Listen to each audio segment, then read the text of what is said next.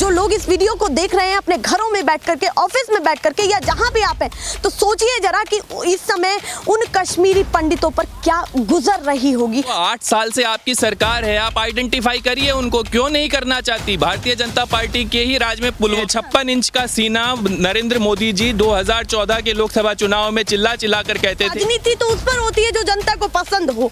अगर उनके लिए हो सकता है महंगाई का मुद्दा बड़ा ना हो तो धर्म पर बात की जाएगी। आज लोगों के पास रोजगार नहीं है, तब मुक्तेश्वर आनंद जी धरने पर क्यों नहीं बैठते? इस देश के युवाओं का मुद्दा है रोजगार, इस देश के युवाओं का मुद्दा है एंटरप्रेन्योरशिप। कुछ तथाकथित लोग जो अलग अलग रूपों में आते हैं और अलग अलग रूप, ये मुझे बिल्कुल, ये चाहे वो अलग अलग रूपों में मैं अगर बोलूंगा तो शायद कंट्रोवर्सी बढ़ जाए। नेशनल पिलर, देश की आवाज। नमस्कार, बहुत स्वागत है आप सभी का। मैं आपके साथ मीरा राजपूत। 3 बड़ी खबरें और वो भी 2 बड़ी खबरें इस बड़े सूबे से निकल करके जा रही हैं। जी हाँ, यूपी से जा रही हैं।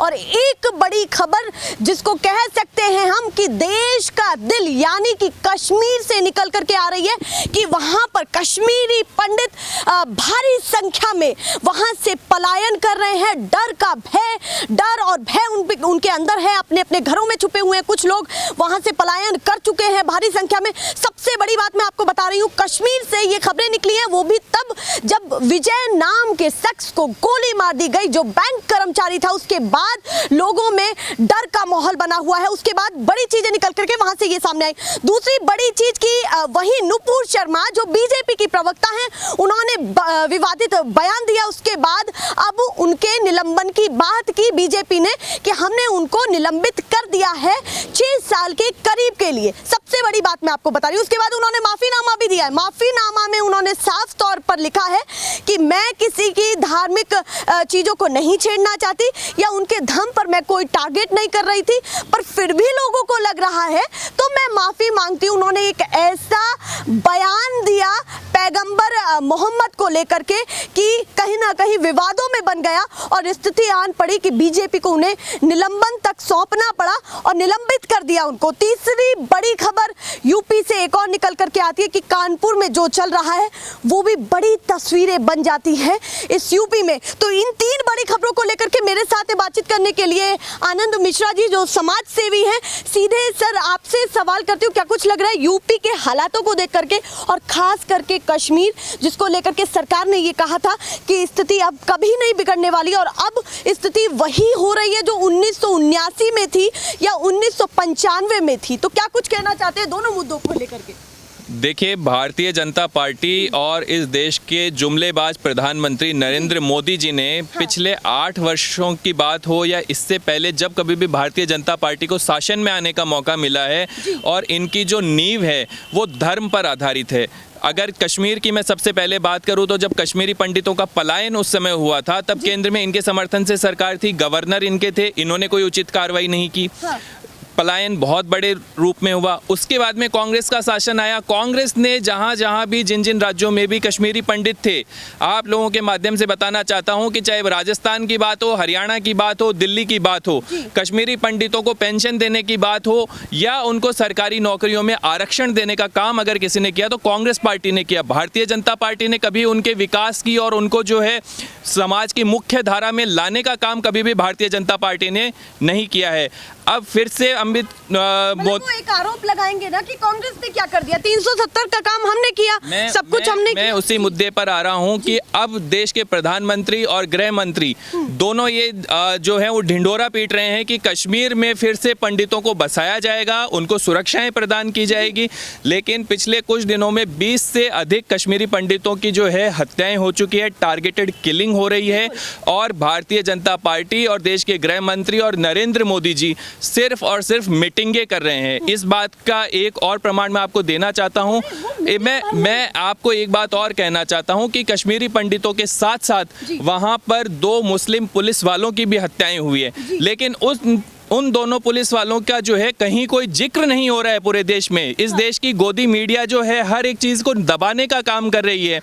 भारतीय जनता पार्टी कश्मीर के जो हालात हैं उनको सामान्य नहीं होना देना चाहती, क्योंकि उनका जो मुख्य उद्देश्य है वो वहाँ पे चुनाव है और भारतीय जनता पार्टी का हर एक काम जो है वो चुनावों पर निर्भर करता है। तो भारतीय जनता पार्टी कभी ये नहीं चाहती कि वहाँ पे हिंदू मुसलमान एक साथ मिलकर रहें। वो चाहते हैं कि हिंदू और मुसलमानों के बीच में जो दरार बनी हुई है, जो खाई है, वो और बढ़ जाए और हम वहाँ पे चुनाव जीत। आतंकियों का डर है तो आतंकवाद पे लगाम क्यों नहीं लगा पा रहे हैं? 56 इंच का सीना नरेंद्र मोदी जी 2014 के लोकसभा चुनाव में चिल्ला चिल्ला कर कहते थे कि 56 इंच का सीना है और अब कश्मीर में इस तरह की घटनाएं नहीं होगी, लेकिन उनके आने के बाद भी 8 साल में वो घटनाएं रुकी नहीं और अब वो 56 इंच का जो सीना है वो घटकर 6 इंच का रह गया है। हाँ, तो द कश्मीर फाइल का कितना आपको फर्क लगता है कि कश्मीरी पंडितों को उसको कितना फायदा मिला? इतने लोग भावुक हो गए। इनफैक्ट मैं अपनी बात करूं, पत्रकार होने के नाते अगर मैं उस पद को हटा दूं तो मैं भी उस समय भावुक हो गई कि क्या हालत हुई होगी उस समय, जिस स्थिति को हम नहीं देख पाए। पर अभी क्या लग रहा है? आपको एक चीज समझनी पड़ेगी कि नरेंद्र मोदी जी हमेशा से द्वेषपूर्ण भावना से ग्रसित रहे हैं। ये कभी भी नहीं चाहते कि इस पार्टी में और इस देश में इनके अलावा कोई रहे। आप एक चीज समझिए कि कश्मीर फाइल्स जो है वो भारतीय जनता पार्टी, अडवाणी जी और अटल जी दोनों की विफलताओं का जीता जागता उदाहरण है और नरेंद्र मोदी खुद ये चाहते हैं कि उनकी विफलताएं जो हैं लोग उनको गालियां दें, अटल जी और अडवाणी जी को गालियां दें और मुझे ये साबित करना चाहते हैं कि मैं सच्ची मन से जो है वो कश्मीरी पंडितों का हितैषी हूं।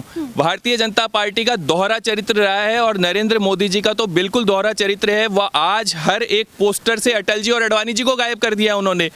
वो तो चाहते ही नहीं कि इस देश में जो है अमन, चैन और शांति रहे। मैंने पहले भी मीडिया के माध्यम से कहा था, जब ज्ञान व्यापी का मुद्दा उठा था तब भी मैंने कहा था कि भारतीय जनता पार्टी पूरे देश भर में 100 से अधिक इस प्रकार की घटनाओं को अंजाम देने पर लगी हुई है जहां पर हिंदू मुसलमानों की बात हो, मंदिर और मस्जिद की बात हो। वो कभी भी विकास की बात नहीं करेंगे, रोजगार की बात नहीं करेंगे। मेरे 2 सवाल आते हैं आपके पास कि 370 को किस तरीके से देखते हैं कि जो विपक्ष भी नहीं कर पाया, इतना बड़ा काम बीजेपी ने किया तो वो देश हित में ही था। दूसरा बड़ा सवाल नुपुर शर्मा को लेकर के भी आ जाता है कि उन्होंने जो बयान दिया है पैगंबर मोहम्मद को लेकर के, अब उन्होंने माफी भी मांगी है। 2 बड़ी चीजें, जिनको ये खबर नहीं पता है वो जरूर चेकआउट करें कि क्या उन्होंने बयान दिया है और अब उन्होंने माफीनामा मांगा है। जो बीजेपी की प्रवक्ता है या नेता है, जो भी आप कह लीजिए, क्या कुछ कहना चाहते हैं? देखिए, धारा 370 से जो है वो कश्मीर का विकास नहीं होगा। कश्मीर के विकास की बात करनी होगी, सबसे पहले तो वहां पे जो लोग हैं, चाहे वो हिंदू हो या मुसलमान हो, वो देश का नागरिक है। इस बात को भारतीय जनता पार्टी को समझना होगा और उसकी सुरक्षा देना और उसको सुरक्षा प्रदान करना भारतीय जनता पार्टी और केंद्र की सरकार का दायित्व है, उनकी जिम्मेदारी है। चाहे वो किसी भी धर्म का हो, किसी भी जाति का हो, कश्मीर के हर एक व्यक्ति की नहीं, पूरे देश के हर एक व्यक्ति की जान की कीमत उतनी है जितनी इस देश के प्रधानमंत्री की जान की कीमत है। एक ही धर्म से आतंकी क्यों ताल्लुक रखते हैं? एक ही धर्म से क्यों आते हैं? जिनका भी पूछो आप उनको 8 साल से आपकी सरकार है, आप आइडेंटिफाई करिए उनको, क्यों नहीं करना चाहती? भारतीय जनता पार्टी के ही राज में पुलवामा जैसे अटैक हुए हैं, कोई कांग्रेस का शासन नहीं था वहां पर, भारतीय जनता पार्टी का ही शासन था, फिर क्यों हुआ पुलवामा अटैक? क्यों प्रधानमंत्री जी उस पर खुलकर नहीं बोलते हैं? हाँ, तो स्थिति आप सोचते क्या है कि अभी गुजरात इलेक्शन भी आने वाला है, इतनी बड़ी बड़ी चीजें कश्मीर में हो रही हैं, वहां भी मुद्दा उठेगा, बहुत सारी स्थितियां निश्चित रूप से मैं आपको यही कहना चाह रहा हूं कि भारतीय जनता पार्टी जो है वो मुद्दों पर राजनीति नहीं करना चाहती। वो महंगाई, बेरोजगारी, इन सब मुद्दों पर राजनीति नहीं करना चाहती। जब भी चुनाव आते हैं इस देश में, वो ऐसे कोई ना कोई कारनामे करेंगे जिससे इस देश की जो भावनाएं हैं, लोगों की भावनाएं हैं, वो आहत होंगी। लोग हिंदू मुसलमान के नाम पर बटेंगे, धर्म के नाम पर बांटने का काम करेंगे, जाति के नाम पर बांटने का करेंगे, मजहब के नाम पर बांटने का काम भारतीय जनता पार्टी के लोग करेंगे। मैं एक और सवाल, जाति से मुझे ये भी याद आ जाता है कि मैं अगर आपसे ही पूछूं कि आप ब्राह्मण हैं, कि आपको मंदिर प्यारा नहीं है? कि कल ज्ञानवापी मस्जिद को लेकर के कुछ ऐसे तथ्य निकले कि जो आपके हित में हो या फिर उस समाज के हित में हो, तो फिर आप चाहते हैं मंदिर बनते हुए देखना या नहीं चाहते हैं? देखिए भारत की जो विचारधारा रही है, भारत का जो स्वभाव रहा है देश का, वो रहा है सर्वधर्म समभाव। हमारे लिए सभी धर्म समान है, चाहे वो हिंदू हो, मुसलमान हो, सिख हो, ईसाई हो, हमने सभी धर्मों का आदर किया और सम्मान किया है। और मंदिर और मस्जिद आस्था का केंद्र है। लोगों को सुनवाई चल रही है, मामला न्यायालय में विचाराधीन है, लेकिन भारतीय जनता पार्टी के ही कुछ तथाकथित लोग जो अलग अलग रूपों में आते हैं और अलग अलग रूप, ये मुझे बिल्कुल clear करिए। ये चाहे वो अलग अलग रूपों में, मैं अगर बोलूंगा तो शायद कंट्रोवर्सी बढ़ जाए, लेकिन वो अलग अलग रूपों में आते हैं। अब आप समझ लीजिए, चाहे वो धर्म का चोला पहनकर आ जाएं या कोई और चोला पहन के आ जाएं, और वो इस तरह के बयान देते हैं समाज के अंदर, समाज के लोगों की भावनाओं को भड़काने का काम करते हैं कि हम जो है कोर्ट के आदेश का जो है वो वेट नहीं करेंगे, हम जो है अभिषेक करना शुरू कर देंगे। अरे भाई, मंदिर है तो मंदिर ही रहेगा, मस्जिद है तो मस्जिद ही रहेगी। जब एक्ट बन चुका है 92 के अंदर, तो आप दूसरे धर्म के लोगों की भावनाओं का भी सम्मान करना चाहिए। वो तो कहीं ना कहीं कोर्ट डिसाइड करेगा। पर मेरा एक और सवाल बनता है कि अभी मुक्तेश्वर आनंद की मैं बात करूं तो वो ये बड़ी चीज कह रहे हैं कि देखिए हमारे भगवान तो भूखे हैं ना, तो हम कैसे खाएंगे। तो वो इसीलिए अनशन पर बैठ चुके हैं और ना खा रहे ना पी रहे हैं, और सीधे कह रहे हैं कि जलाभिषेक होगा और भगवान के पास हम जल्दी से जल्दी जाना चाहते हैं। और वहीं पर सिक्योरिटी भी बढ़ चुकी है, बहुत ज़्यादा सुरक्षा बल वहाँ पर तैनात कर दिया गया। उस सिचुएशन को किस तरीके से देखते हैं कि सरकार तो कहीं से कहीं तक भी उनके साथ कोई कोऑर्डिनेशन नहीं कर रही है, वहाँ पर पुलिस बल तैनात कर दिया गया। मैं आपके माध्यम से मुक्तेश्वरानंद जी को भी निवेदन करना चाहूँगा कि अगर उन्हें इस देश में भगवान की इतनी ही चिंता है, तो हर हिंदू धर्म में मान्यता है कि हर एक व्यक्ति में भगवान का निवास है, राइट। तो जब इस देश के लोग परेशानी में हैं, जब कोविड जैसी महामारी आ गई थी, लोग सड़कों पर मर रहे थे, आज लोगों के पास रोजगार नहीं है, तब मुक्तेश्वरानंद जी धरने पर क्यों नहीं बैठते। जीते जागते भगवान की किसी को चिंता नहीं है, और जो मूर्तियों में जो भगवान है उनकी चिंता कर रहे हैं। फिर आप आस्था के साथ सवाल खड़ा कर दे रहे हैं, दो अलग चीजें कर दी आपने। सवाल तो जीते जागते मनुष्य की है ना, मनुष्य से बड़ा भगवान को थोड़ी है। भगवान चलता फिरता जो भगवान है वो हमारे अंदर है, हमारी आस्था का केंद्र है। मंदिर जो है वो आस्था के केंद्र है, उनको आप जो है राजनीति का केंद्र नहीं बनाए। भारतीय जनता पार्टी जो है वो मंदिरों को राजनीति का केंद्र बना देना चाहती है, राजनीति का अखाड़ा बना देना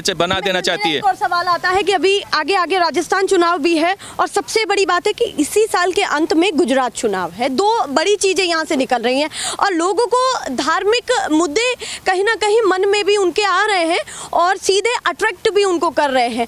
तो क्या कहना चाहते हैं कि गुजरात में भी अगर वही चीजें हुई, तो देखिए राजनीति तो उस पर होती है जो जनता को पसंद हो। अगर उनके लिए हो सकता है महंगाई का मुद्दा बड़ा ना हो, तो धर्म पर बात की जाएगी, या फिर जो मेजॉरिटी है उसको लेकर के बात की जाएगी।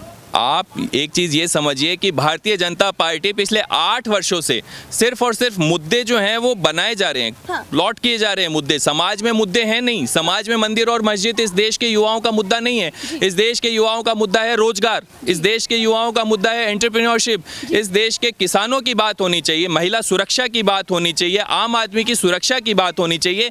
उसके बजाय केंद्र की सरकार जो है, केंद्र की सरकार के ही कुछ नुमाइंदे जो अलग अलग रूप में, मैं फिर अपनी बात को दोहरा रहा हूं, अलग अलग रूप में वो अलग अलग चोले पहन के आ जाते हैं, कभी धर्म के नाम पर, कभी मजहब के नाम पर, कभी राज्य के नाम पर, और वो लोगों की भावनाओं को भड़काने का काम करते हैं, धार्मिक भावनाओं को भड़काने का काम करते हैं, ताकि कि जो भारतीय जनता पार्टी का जो वोट बैंक है उसको बचाया जा सके। अंत में मेरा एक सवाल बनता है, आप ब्राह्मण हैं और जो कश्मीरी पंडितों पर इस समय बीत रही है वो भी वहाँ से पलायन करके आ रहे हैं, जो लोग आपको देख रहे हैं, आप उनसे क्या कहना चाहते हैं, क्या समझाना चाहते हैं, या फिर द कश्मीर फाइल जिसने इमोशंस कहीं ना कहीं क्रिएट किए, लोगों की भावनाएं दिखाई, उसने अपना कर्तव्य कितना निभाया, उन लोगों के लिए कितना किया? देखिए, कश्मीर फाइल्स की अगर आप बात करो तो सबसे पहले मैं आपको एक बात ये कहना चाहूँगा, इस देश में मूवीज़ का प्रमोशन करने का काम सरकार का कभी नहीं रहा है, लेकिन प्रधानमंत्री जी ने अलग अलग परिपाटियाँ इस देश में पैदा कर दी हैं जो कि देश हित में नहीं है। मूवी बनाना कोई गलत बात नहीं है, लेकिन आप क्या दिखा रहे हो उसके ऊपर हम लोग किसी दिन विस्तार से चर्चा करेंगे। वो मूवी कौन सी ग्रेड की मूवी है? मोदी जी को इतनी फिक्र है और इस देश के मूवी डायरेक्टर्स को इतनी फिक्र है कश्मीरी पंडितों की, तो उस फिल्म से जो पैसा आया है वो उनके वेलफेयर के लिए क्यों खर्च नहीं कर रही है केंद्र की सरकार? क्यों उनको जो है वो दबाया जा रहा है? आज मैं एक ही बात कहना चाहता हूं कि कश्मीर में चाहे हिंदू हो या मुसलमान हो, दोनों के दोनों जो है अमन चैन और शांति से रहना चाहते हैं। भारतीय जनता पार्टी के लोग, नरेंद्र मोदी जी और अमित शाह जी जो है वो कतई नहीं चाहते कि कश्मीर में शांति कायम हो, क्योंकि शांति कायम होगी तो ये चुनाव हारेंगे, और इनको तो चुनाव जीतने के लिए जो है वो हिंदू और मुसलमानों को बांटने का काम करना है। चलिए, बहुत धन्यवाद आपका। क्या कुछ इस मामले को लेकर के रहा, कश्मीरी पंडितों को लेकर के बड़ी बात मैं कहूँ तो पूरे देश भर में ये चर्चाओं का विषय है कि कश्मीरी पंडित भटक रहे हैं, पलायन कर रहे हैं उस जगह से जो उनकी जगह है, जो उनकी नींव है, जो उनका दिल है। आप सोचिए कि किसी को अपने घर से, जहां वो सालों से रह रहा हो, वहां पलायन करना पड़े और इतनी संख्या में लोग पलायन करें, तो स्थिति क्या आपने कभी सोची है? जो लोग इस वीडियो को देख रहे हैं अपने घरों में बैठ करके, ऑफिस में बैठ करके या जहां भी आप हैं, तो सोचिए जरा कि इस समय उन कश्मीरी पंडितों पर क्या गुजर रही होगी। और सबसे बड़ी बात कि नुपुर शर्मा ने भी ऐसा बयान दिया और अब उनको माफीनामा तक भी देना पड़ गया है। वहीं ज्ञानवापी को लेकर के सुनवाई जारी है, पर वहीं हिंदू संत अनशन पर बैठे हुए हैं कि मैं भगवान का जलाभिषेक करके रहूंगा, पूजा करके रहूंगा। वो इतने दिन से भूखे प्यासे हैं। बड़ी बात उन्होंने कही। अब क्या होगा, इन 3 बड़े मुद्दों को लेकर के मैंने आपको दिखाया कि क्या कुछ जो समाज सेवी हैं वो अपनी राय रखते हैं, क्या समझ रखते हैं और क्या यहाँ पर देश में होना चाहिए। फिलहाल के लिए नमस्कार।